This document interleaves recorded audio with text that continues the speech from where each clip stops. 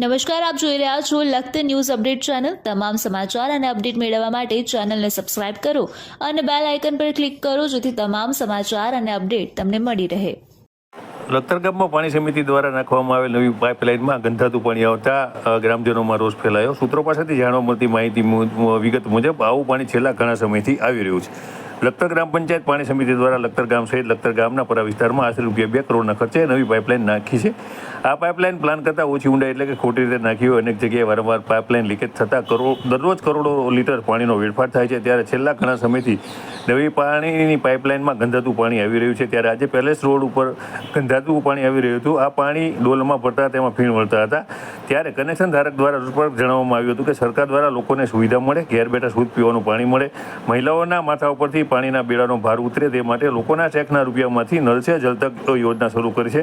ત્યારે લખતર ગ્રામ પંચાયત પાણી સમિતિ દ્વારા લખતર ગામ અને લખતર ગામ બહાર પરા વિસ્તારમાં પ્લાન કરતાં ઓછી ઊંડાઈ પાઇપલાઇન નાખવાની મંજૂરી આપતા લખતર ગામ સહિત બહારના પરા વિસ્તારમાં આ પાઇપલાઇન અનેક જગ્યાએ લીકેજ રિપેર કર્યા પછી પણ નવી જગ્યાએ લીકેજ થાય છે। ત્યારે પુષ્કળ પ્રમાણમાં પાણીનો વેડફાટ થઈ રહ્યો છે। સાથે મફતિયાપરા, ભૈરવપરા, જુગતરામ દવે સોસાયટી સહિતના ઘણા બધા વિસ્તારોમાં પાણી પહોંચતું નથી અને લોકોની હાલત કફોડી થઈ જાય છે। ત્યારે પેલેસ રોડ દરબારગઢ વિસ્તારમાં નવી પાણીની પાઇપલાઇનમાં આવતું પાણી દુર્ગંધિત વાસવાળું આવતા સ્થાનિકો દ્વારા ગ્રામ પંચાયત તંત્ર સામે રોષ વ્યક્ત કર્યો હતો અને રોગચાળો ફાટી નીકળશે તો જવાબદાર કોણ તેવા સવાલો પણ ઊભા કર્યા હતા। ત્યારે લખતર ગામમાં ચોરે ચોટે એક જ વાત ચર્ચાઈ રહી છે કે લખતર ગામમાં ભ્રષ્ટાચારે માજા મૂકી છે। ભારતીય જનતા પાર્ટીના સુરનગર જિલ્લાના ધારાસભ્યો, ભાજપ જિલ્લાના હોદ્દેદારો, તાલુકાના હોદ્દેદારો લખતર ગામના લોકોના ભોગે આવા ભ્રષ્ટાચારીઓને બચાવી રહ્યા છે, અધિકારીઓને દબાવી રહ્યા છે, પરંતુ બધાનું પરિણામ આગામી ચૂંટણીમાં મળી શકે તેમ છે।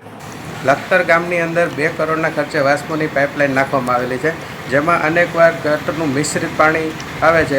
અનેક વખત ગ્રામ પંચાયતમાં રજૂઆત કરવા છતાં પણ કોઈ પગલાં ભરવામાં આવેલ નથી અને હાલમાં પણ એ ગટરનું પાણી જે મિક્સ થઈને પાણીની પાઇપલાઇનમાં નવી પાઇપલાઇનમાં વાસ્મોની એમાં આવે છે, જેમાં ગંદી વાસ આવે છે તેમજ ફીણ વળે છે, જેમાં સાબુ વાળવું એવું પાણી હોય એવું આવે છે।